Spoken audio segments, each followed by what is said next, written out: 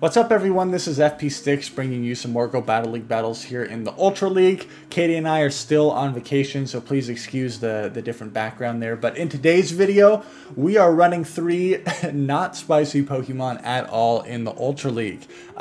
These 3 Pokemon, Registeel, Walrein, and Cresselia, are some of the best Pokemon that you can invest in for long term for Ultra League. We know that Open Ultra League is always going to be around, so if you're wondering like what Pokemon should you build, these 3 Pokemon are definitely some of the top picks in Ultra League, both in terms of stat product and their move sets and how many matchups they can easily handle. My Registeel that I have is not even an XL Registeel. It ended up being a Hundo. So I have not been able to invest any XL candies into my Registeel because I don't have any. And my Cresselia is pretty poor IVs as well. But Cresselia and Registeel, definitely a fairly hefty investment there being legendaries. But Registeel especially is like the most broken Pokemon in Ultra League, especially if you can get those XLs. The bulk that it has and the coverage with Zap Cannon and Focus Blast is just absolutely insane. So I wanted to give this a try. I just recently gave an Elite Charge TM to my Registeel because I wanted to try it out. I've never tried Regi in Ultra before, and it is very good. However, in this first set of battles, you're going to see, even despite me having a very meta team with 3 powerful Pokemon, my opponents play incredibly well, and they really kick my butt here. So I finally am able to catch my stride towards the second set, but this first set of battles is really tough. My opponent has a Charm Alola Ninetales here, which means I'm anticipating whatever is in the back is going to be a really hard counter to Registeel, because they're very weak to Registeel in the lead. They're opting to stay in here. So I'm going to throw this Earthquake and try to get rid of this thing and see what they want to do. But they end up shielding it, which was very surprising to me. I potentially could have gone for an Icicle Spear there. They throw the Psyshock. I'm going to go for an Icicle Spear right here. And they end up double shielding. They really want switch advantage there. So at this point, I know that I can easily bring in Registeel and try to farm this thing all the way down. They have a Swampert in the back, and they switch out immediately. I'm going to need 2 moves to knock this out because I'm not running Grass Knot on my Cresselia. So I do go for the Moonblast there. And most likely they have something else in the back that's going to be a decent response to Registeel. If it's a Scrafty, I can potentially hit for a lot of damage with my Focus Blast, but we'll see what they end up having. Down goes the Swampert, and it's a G-Fisk. Okay, I need to land this Future Sight, and then potentially one Focus Blast should be able to knock them out. So I'm going to swap immediately. Now, I know that they can potentially catch on their Alola Ninetales, so I need to be mindful of the catch. I'm trying to throw in the middle of the Mud Shot, but they make a beautiful catch on their Alola Ninetales anyways, and now I'm not going to have the energy to be able to reach a Focus Blast. Incredibly well played by my opponent there. I needed to have way more patience. I even knew that the Sack Swap was most likely coming, but they executed it very well. Another Charm A9 in the lead.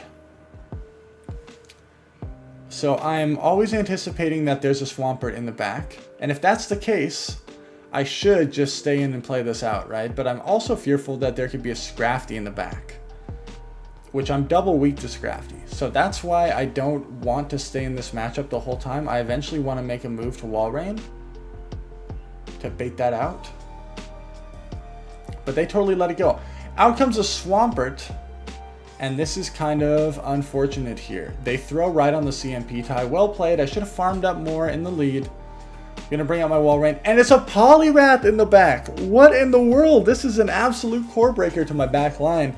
And if you've watched one of my previous videos, you know just how devastating Poliwrath can be to the Walrein Registeel core. So this Poliwrath is absolutely gonna go off against my Regi and my Walrein here. Trying to do as much damage as I can. I go for the Focus Blast because I know it's cheaper energy. I'm just trying to get as much damage off on this Poliwrath as possible. They still have the Swampert. I'm able to get this Focus Blast off on the Swampert, which is good for me, but Poliwrath is their win condition, and they absolutely know it. I let this go through. It ends up just being a Hydro Cannon. And I somehow need to farm this down, but I know they're going to get to 2 Hydros here. So I'm forced to throw, and this Poliwrath is absolutely going to destroy me. At this point, there's really no win condition here because they have so much energy stored. So really well played to my opponent. And Poliwrath is absolutely devastating to the Registeel Walrein core, as we can see right there. Holy cow, good game. Cress into Nidoqueen. Because I'm running Future Sight, this is pretty good for me. So I go one pass just in case they're trying to catch on something. And they end up shielding. If they Poison Fang me here, I usually survive. But they're running Earthquake! Not even Earth Power, they're running Earthquake. I'm able to get to another Future Sight here. Now I am concerned once again that there could be a Scrafty in the back. So I swap Walrein to bait out a fighter, but no, they bring out Snorlax. So if this is their best response to a Walrein, hopefully my Walrein will have play against whatever's in the back as well.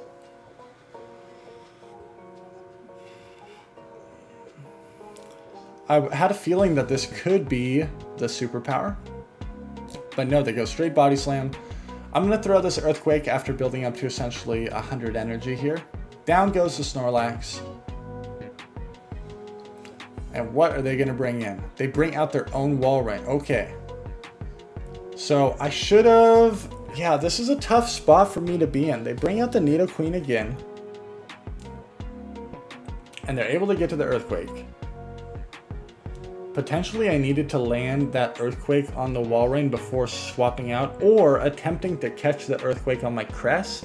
That probably would have made more sense because I needed to preserve. I really needed to preserve my Walrein there. I'm trying to get my Reggie as low as possible so they don't get as much farm. But out comes that Walrein once again. And I was so dumb here. If I would have thrown Earthquake immediately, I end up losing the CMP tie. That's enough damage to take me out. It wouldn't have mattered in hindsight, though, because I would need to get to a move here. So really well played by my opponent.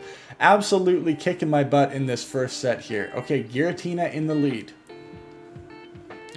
I can hit for super effective with Moonblast.